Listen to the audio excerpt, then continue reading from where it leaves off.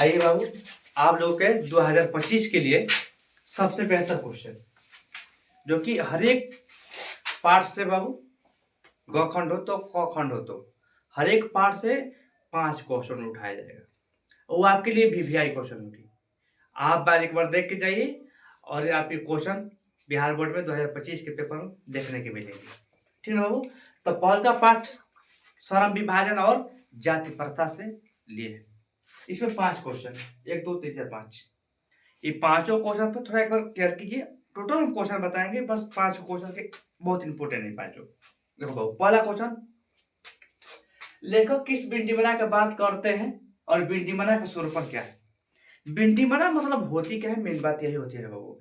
तो विडंबना का मतलब यह होती है कि जो तर्क किया जाता है, जैसे कि हम जाति प्रथा के विरोध किए, अब उसके पक्ष में लोग उसको उपयोग करने लगे, वही हम लोग का विडंबना हो जाती है। तो लिखिए कैसे बाबू, लेखक किस विडंबना का मतलब, लेखक जाति प्रथा विडंबना के बात करते हैं, क्योंकि जाति प्रथा जो विडंबना है उसी का स्वरूपन है बेरोजगारी।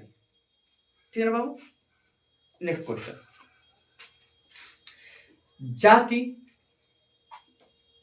जातिवाद के पोषक, जातिवाद के पोषक उसके पक्ष में क्या तर्क देते हैं?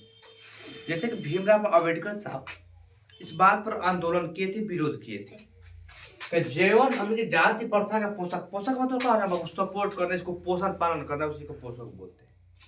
तो जाति प्रथा के पोषक उसके पक्ष में यही तर्क देते थे कि जो जाति प्रथा के नियम है, जो जाति प्रथा के भेदभाव है, इस नियम को, इस भेदभाव को हटा दिया जाए ताकि लोग स्वतंत्र पूर्वक रह सके। कैसे बाबा समझे? जाति प्रथा के पोषक में उसके पक्ष में तर्क लेखक यही देते हैं कि जो जातिवाद है, जो भेदभाव है, इसको मिटा दिया जाए, यह गलत बात है। ठीक बात। अगला क्वेश्चन 3 नंबर, जातिवाद के पक्ष में दिए गए तर्क पर लेखक की क्या प्रमुख आपत्तियां हैं? आपत्ति मतलब होला दिक्कत, समस्या, दुख, प्रॉब्लम। ठीक बाबू। तो जब जाति प्रथा के पक्ष में तर्क दिया रहे, पहले से जब जाति प्रथा का रहे नियम लगावल गए रहे, तो उसे भीमराव अंबेडकर साहब के दिक्कत रहे। का दिक्कत रहे बाबू? तो उस समय भेदभाव किया जाता था, जातिवाद किया जाता था, पक्षपात किया जाता था। इसीलिए भीमराव अंबेडकर साहब ने बोले इस नियम को हटा दिया जाए ताकि लोग स्वतंत्र पूर्वक रह सके। तो अब लिखा जी कैसे बाबू कि जातिवाद के पक्ष में दिए गए तर्क से लेखक का क्या आपत्ति है? लेखक यही आपत्ति है कि लेखक चाहते थे कि जो पहले का नियम था, उस नियम को, जो पहले के भेदभाव था, उनको हटा दिया जाए ताकि लोग स्वतंत्र पूर्वक अपना मनपसंद काम कर सके।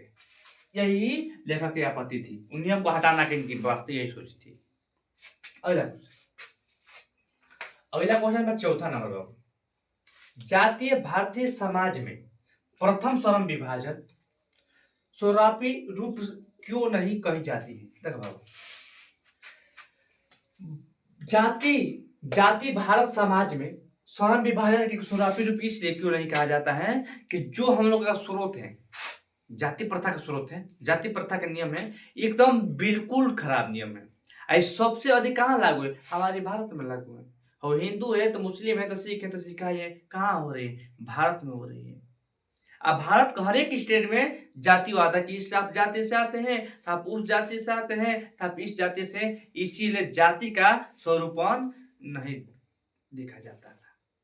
ठीक है ना? इसीलिए इसका लिखा जाएगा बाबू कि जाति प्रथा भारत में सर्वभाषा का रूप है। देखो बाबू, जाति प्रथा कर रहे हैं, इसका मतलब हमने कि भारत में भेदभाव हो रही है।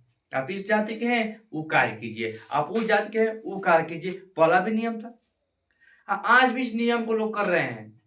इस नियम को बिल्कुल गलत बात है। स्वरूपन रूप क्यों नहीं है? स्वरूपन रूप इसलिए नहीं है बाबू कि जो भेदभाव को हम हटा देंगे तभी तो हम अपना मन पसंद कार्य को कर सकते हैं।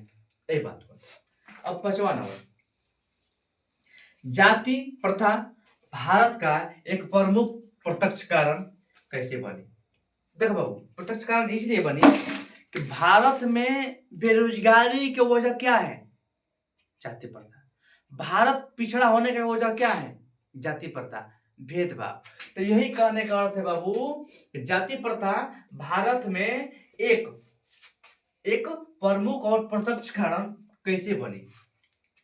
पिछड़ने के कारण, दुख समस्या क्या कारण है कि जो हमारी भेदभाव की जा रही है, बंटवारा की जा रही है, इस कार्य को मत कीजिए, हमारी भारत एक अच्छे स्तर पर होगी। यही थी क्वेश्चन का अर्थ था। समझ बाबू? नेक्स्ट क्वेश्चन नेक्स्ट वीडियो में मिलेंगे।